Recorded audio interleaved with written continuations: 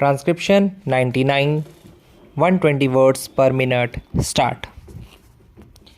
The Textile Inquiry Committee says that we are getting much less cloth than we had even under a foreign government in the year 1938-39.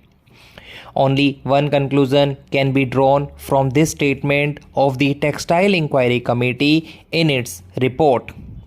I have great respect for his intelligence, and I know that the meaning of the report will not have been lost on him. What I was saying was that Indo-Pakistan trade is very important in the entire scheme of our import-export trade that does not feature much.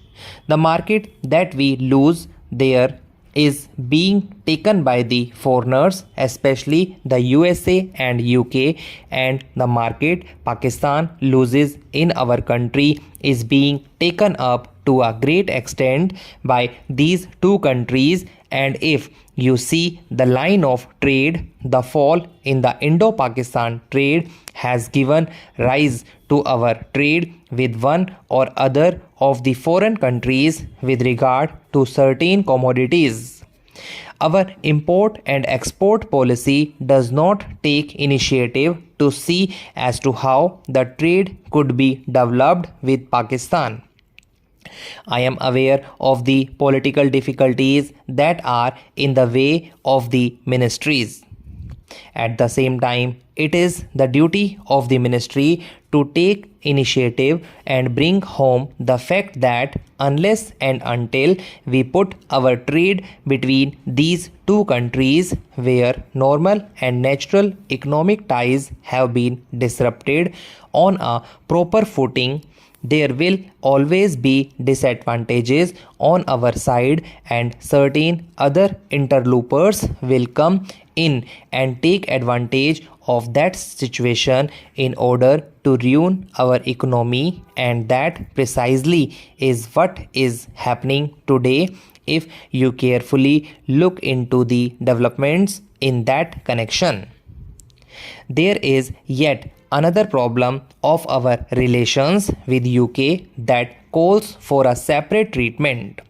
In the old days, the honorable ministers and their leaders and their camp followers were all complaining against the preferential treatment that was then called imperial preference, the various agreements that were arrived at unilaterally for fleecing India's economy.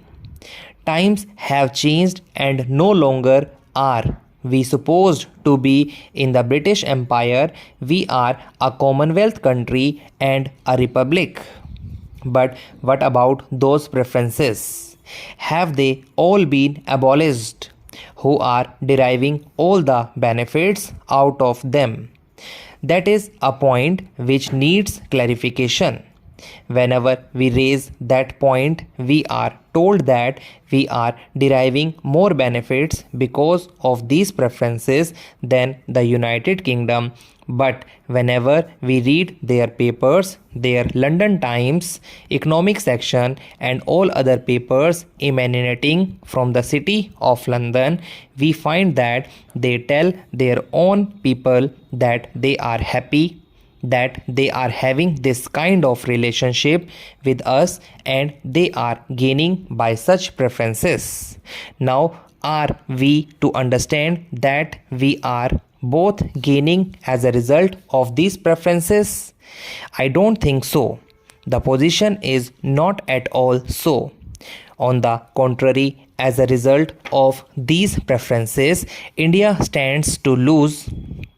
That position, I think, has not been altered to the satisfaction of our country, and the Honorable Minister will perhaps clarify that position when he speaks.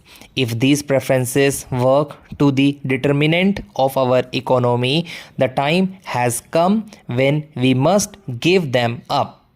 We need not go in for such preferences, and I am sure that the policy which is required has got to be adopted in the interests of our entire economy, not merely in the interests of our foreign sector and not merely in the interests of any particular sector. Reference has been made to sterling balances. I don't know how much of the sterling balances is left at the moment. It would not exceed 740 crores. It may be much less. A larger part of our sterling balances had been expanded with a view to meeting the deficits in the balance of payments. It was thought at the end of the war that these balances which had accumulated there would be utilized for financing certain developments in our country, for developing the economy in our country, in particular for importing machinery that we directly required. After the termination of the war, the reverse process took place.